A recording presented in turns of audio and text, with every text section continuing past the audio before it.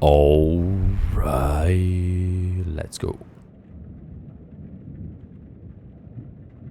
Alright. Galera, eu sou o FALXX e esse é um extra aqui do game House of FALXX.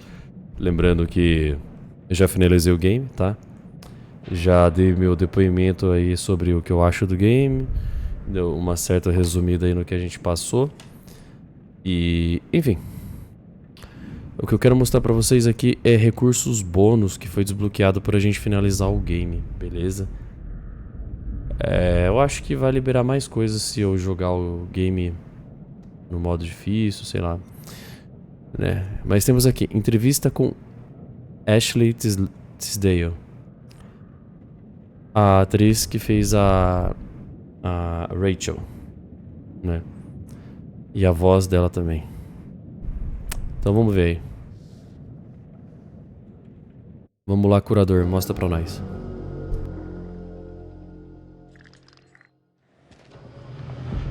When the queen bitch finds out about this, she's gonna flip her shit. Rachel and we know each other. Sir? The queen bitch you're referring to is his wife. Nice work, hotshot. Ashley Tisdale, welcome. Now, Ashley plays Rachel in Supermassive Games' Dark Pictures Anthology's House of Ashes. All right, Ashley, what can you tell me about your character? My character, Rachel, is a CIA operative, and it is taken place in 2003 in the Gulf War, and she is on a mission to find chemical weapons, so she's pretty badass. Wow, this is your first time doing a video game. This is my first time, yeah. Wow, so how does that process compare to maybe the stuff that you've done, on camera before? I think that it's just very obviously a different approach to it.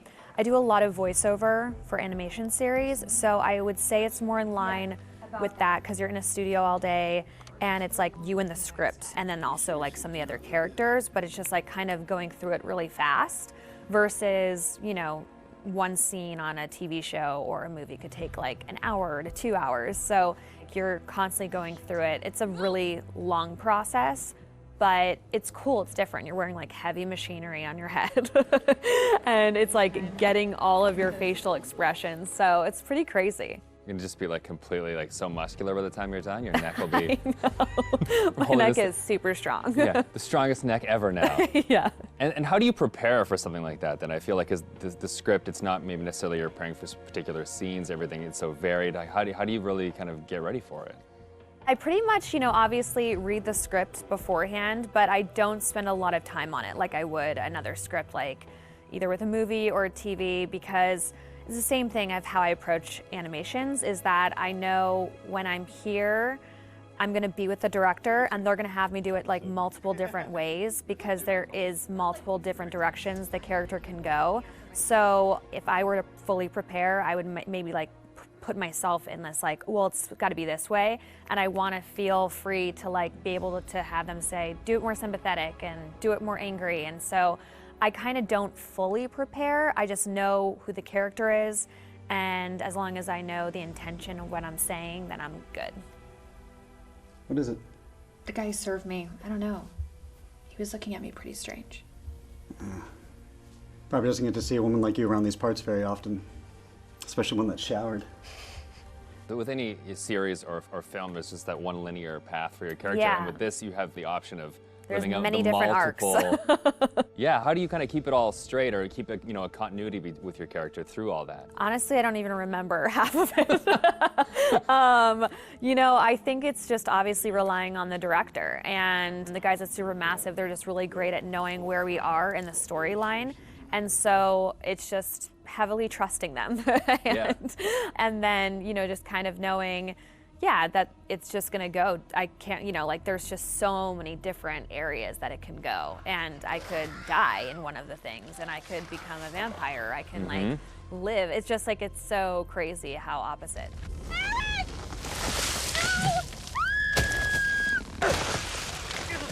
It's got to be interesting too to think that someone's gonna like play you in a game and then maybe you'll die or you'll live or you'll like the people will be in control of your future. I know. I think it's gonna be really crazy just seeing my face on like the character. Like that's gonna be so wild. It's so crazy how far video games have come. It's so much more cinematic and like the movies that it's pretty wild. It's like beautiful to watch, but it's gonna be crazy. Now, I guess we have a couple rapid fire questions that I'd like to hit you with as well. Okay, ready for this? I'm Okay, ready. so bitten by a vampire or buried alive? Oof. Yeah, bitten by a vampire. Oh, really? Well, then you get to live forever, so, you know. That is true. Okay, I never thought of that element of it. Things that you've shot so far, do you have a favorite scene?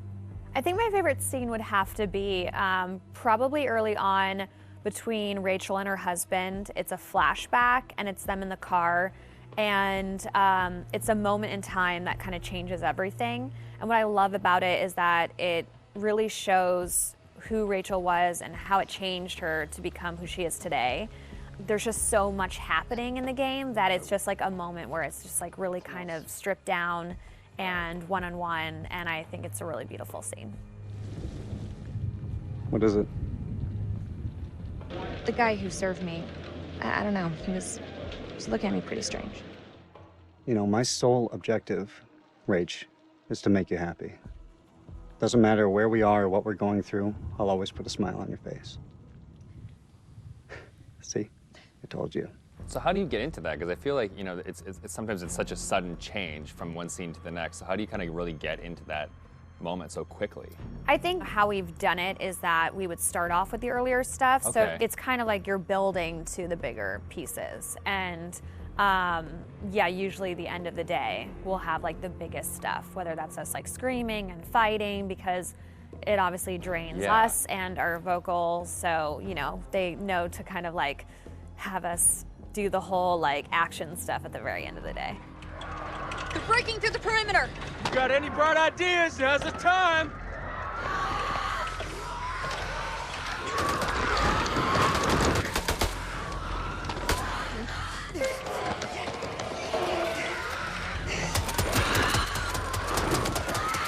It's really odd of being like, okay, now we're gonna be sweet, and now we're gonna be screaming. It's and then hard you're to gonna be go dying, backwards, and then you're gonna be back alive again, and this is a touching moment, and you're gonna die. Yeah, and the first time it's gonna be like a strange experience, kind of going off on your own and acting out that kind of separate. Yeah, it's definitely a very interesting process to watch, and it's different from anything I've ever done. Has it been hard to navigate doorways with the camera on? Like, do you find your... Oh, no, I take them off right away. Okay. Anytime I can get a break, because it is a heavy thing, and so it's just like most of the time I'm sitting on the couch with it, like holding the helmet up, because it's like, you know, it's like a weight on your head. So yeah. it's pretty crazy. It's expensive equipment. You don't want to like bang it on a door frame. No. Well, now that they've got you in the game, they can put you in anything. I know. I'm so excited because I've never been able to play something like this. Yeah, okay. Well, that's good. Cool. Thank you.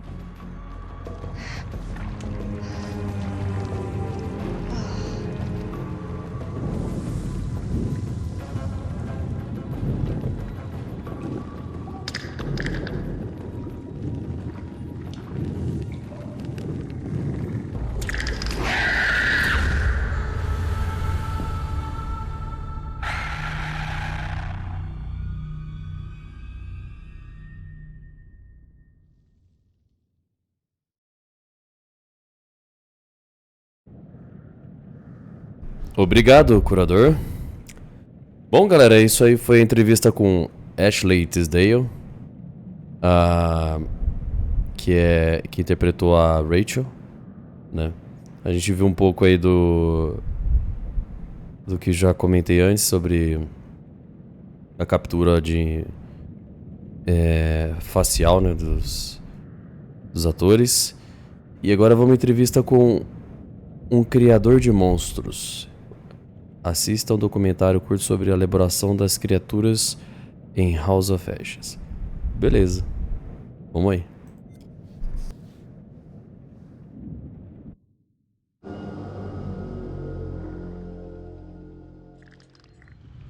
The creature has powerful claws and fangs formed from hardened, unidentifiable tissue. Two of the incisors appear grossly malformed and discolored. Blood is like nothing I've seen. We always like to base our stories in some sort of real-world truth, a piece of folklore or a piece of mythology. With vampires, obviously, there's so much to choose from cultures all the way around the world. So rather than pick one particular legend, we thought it would be fun to create a monster that ties all of those legends together in some way. So we had an idea for a creature that lives underneath the ground and emerges every few years. Our vampire is actually an alien parasite. It invades a host body. The creatures that you see in House of Ashes, the winged demonic creatures, were actually once an intelligent race of cosmic nomads traveling through the stars on this big generation ship. They somehow picked up this alien parasite and it ravaged through their crew, and their ship went out of control and crash landed into prehistoric Earth, where it was buried under the ground in what is now the Zagros Mountains.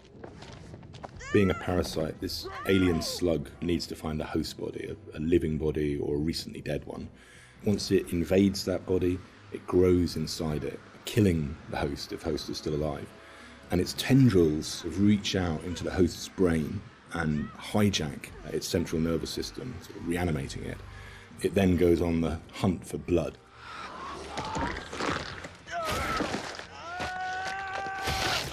It feeds on the adrenaline in blood. So in order to get the adrenaline pumping, it needs to terrify its prey. So it shrieks at them and drags the kill out until the blood is really, really pumping, and then it strikes. You keep lookout. Fuck!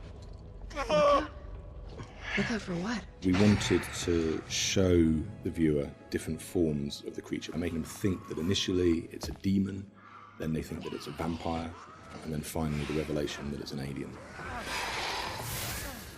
So just to explain where the parasites have come to infect some of our game characters, this shows a game character who's going through different stages, is infected, starts to affect the character, and there's a final look from that where the fangs are coming through the skull. So that's one of the developments of how our classic vampire is actually a host. Another example of that is an Akkadian warrior who's been taken over by the parasite, and again the fangs have come through, the vines are poking through the head. This human is now being taken over, his skin is dying, the parasite is trying to grow within. But we progress that into looking at the design on the alien demon, I call it. This had to have very unique elements that came through from the head design.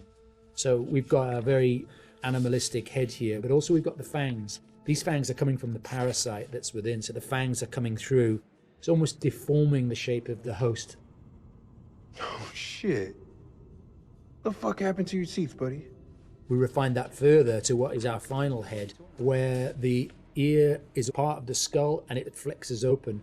A bit like a frill lizard, where the frill of the canopy comes out, our head is actually moving apart. And we've got illustrations that show that, where the head is dormant and is concealed, but then as it hears and wants to resonate, the skull expands open. And that then allows the creature to hear and pick up on anything within the environment. With characters, it's always good to base at least some of it on anatomy that we recognise, and that provides a foundation for the vampire. It's bipedal and human in its structure, but we've just changed things, tweaked them, made them a bit more alien. So, for example, the ribs joined together at the sternum to form a rib cage, but we've expanded it out quite a lot, and some of the ribs are fused together to make bony plates. It's just to suggest that it's had a very different evolution from a human. We tried a version with human-style legs, but in the end, we went for a dog-type leg. It just made it more creature-like and more threatening. And we added bird-like talons on the toes, just to give it some natural weapons and make it into a predator. We didn't want to focus too much on bat reference, because we were trying to steer away a bit from the classic bat-like vampire. We did go for 2 sets of bat-like wings. One of the shots in the game is of the vampire jumping down from above, backlit with its wings out in an attack pose. And when we saw that pose, we decided to add an extra set of wings attached at the hip joint. It just really helped that silhouette. The environment is very interesting because they can use not just the floor, they can fly as well. They can walk on the walls, but they've got claws. So imagine something really interesting in a cave where you've got creatures coming towards you, from every angle. I think that visually is something impactful and very interesting to look at, and scary. One of the interesting parts is the finding of those nuances and details that really bring the character to life. How does it move? How does it behave and act? we had motion capture, and then we had the more traditional computer animation keyframing. On the motion capture side, there were a variety of different setups that we tested. We had arm extensions, and then we had various different leg stilts that our creature actor used. But what was apparent when filming this was that it really limited his movement. So in the end, we decided not to use any of that, and he just performed himself. Basically, this gave him the freedom to really express that physicality in acting and gesture. They react to sound like bats. They hear you, they hunt you. The vampires have these head plates, these bony kind of gristly structures on their heads that click and vibrate, kind of like a bat's echolocation. They're used to survey environments and to locate prey. We went through a lot of different iterations and we tried a lot of different things. Like I think I sampled keyboards and mouse clicks and then used a scooter fender and a wet trainer. And it made this organic, clicky, squeaky sound. And then I had a friend of mine, like in the States, take a taser to a bunch of meat and a bunch of like organic material, and it came out a lot more aggressive. It just sounded meaner. I got something for you! And then the biggest thing that we had was this little tiny drum and a rod with fishing line in between it. So when you twisted a rod, it made this clicking and popping sound. So that ended up being one of the main tonal layers for it. But none of them quite fit right. But once we put them all together and like layered them all together on top of each other, then it started to actually work as a holistic organic thing. Something entirely new to House of Ashes, which is a classic horror movie trope, is the vampire point of view shots, which we use a very wide lens and we use some perspective distortion on those shots, which helps sell the power and hunger of the vampires as they're chasing the soldiers, and it helps make the soldiers feel very small and very weak. And doing so, it also helps us as the player realise that these vampires are inhuman, and that when we're watching what they're doing, they're bouncing off of walls and they're climbing on the ceilings and flying. At any time in the game, the players could be running through an endless maze of tunnels, and we use very tight shots on these with a lot of handheld, a lot of tilt again, to emphasise this claustrophobicness and this tension and not being able to see what's chasing them. And it's in complete contrast then to later on in the game where we see these grand environments that they uncover, which could be a temple, a city, or things like that, that we have these wide shots that really sit still and just let the player soak in that environment.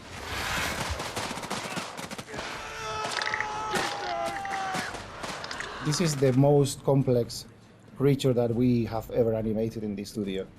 But the challenge is more than a challenge, is the fun to do it. Because it's not a real creature.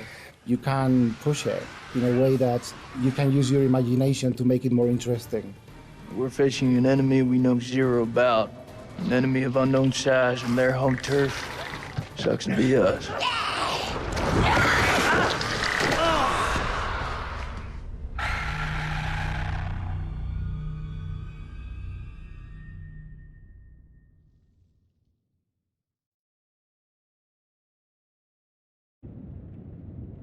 Alright, valeu. Bom, é o seguinte, galera. O que a gente viu aí foi entrevista com o criador de monstro, ou seja, a gente viu um pouco como foi feito computadorizado os monstros, né? E a questão também da parte do áudio, do som do monstro, né? Foi feito com coisas em estúdio, né? Objetos e tal. Interessante isso, eu acho legal isso aí, cara, porque eu gosto muito de mexer com produção de música, eu faço isso, né? E tipo, cara, da hora pra caramba isso aí, porque eu já vi que nem quando eles fazem o som de estúdio, em estúdio pra, tipo, zumbis e monstros, ou é com a própria boca, né, mastigando coisas, ou amacetando coisas molhadas, ou pedaços de carne, sei lá, frutas, sabe, essas coisas assim. É interessante saber por detrás de como é feito, né? Isso aí no game. E, cara, estou de parabéns de colocar isso aqui, mano, após você finalizar o game, né? Que é esses recursos bônus. Achei bem foda. Pra gente ter um pouco de noção de como foi feito o game, né? São poucos os estúdios ou empresas que implementam isso no game, né? Pra gente ter uma noção de como foi feito. Eles estão de parabéns, mano. Depoimento de Randolph Hodgson, parte 1.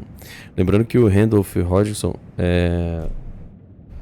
foi uma das pessoas que estavam explorando, né, esses locais aí que a gente se deparou no game, que é as cavernas, o templo e as estruturas alienígenas, né, vamos dizer assim, dos vampiros não são desse planeta. Enfim.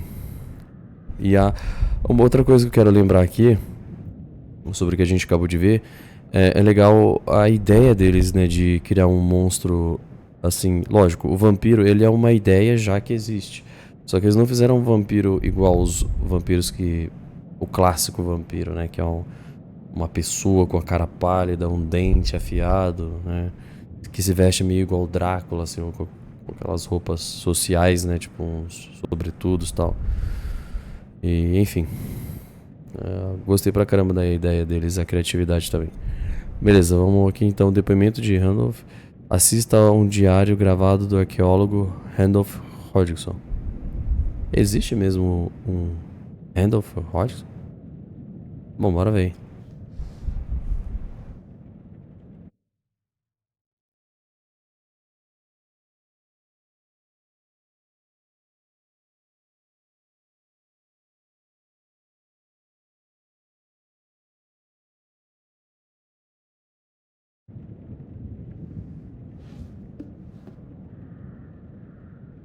Ué?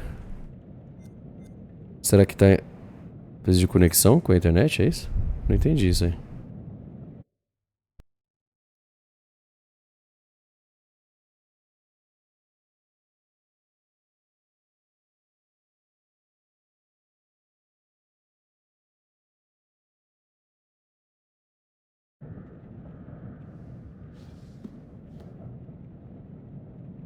Bom, galera, pelo visto não vai rolar porque eu acho que precisa de conexão com a internet ou algo do tipo. Pois eu tô sem conexão, né? Tô com um problema aqui em questão da internet. Eu acho que deve ser isso. Eu imagino que é, né? E aí, no caso, é que teve rompimento de cabo aqui e tal, pra onde eu moro aqui. Como é fibra exótica, né? Digo, fibra ótica. Então acho que só amanhã pra resolver isso aí, pelo visto. E aí eu acho que eu não vou conseguir mostrar isso aqui.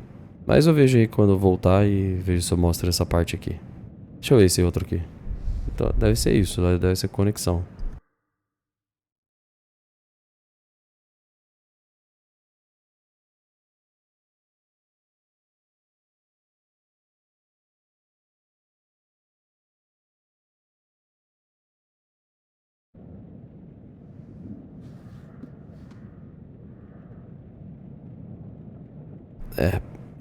Pelo visto é isso aí. Enfim, galera, vai ficando por aqui esse extra. Interessante, mano. Interessante, eu gostei de ver.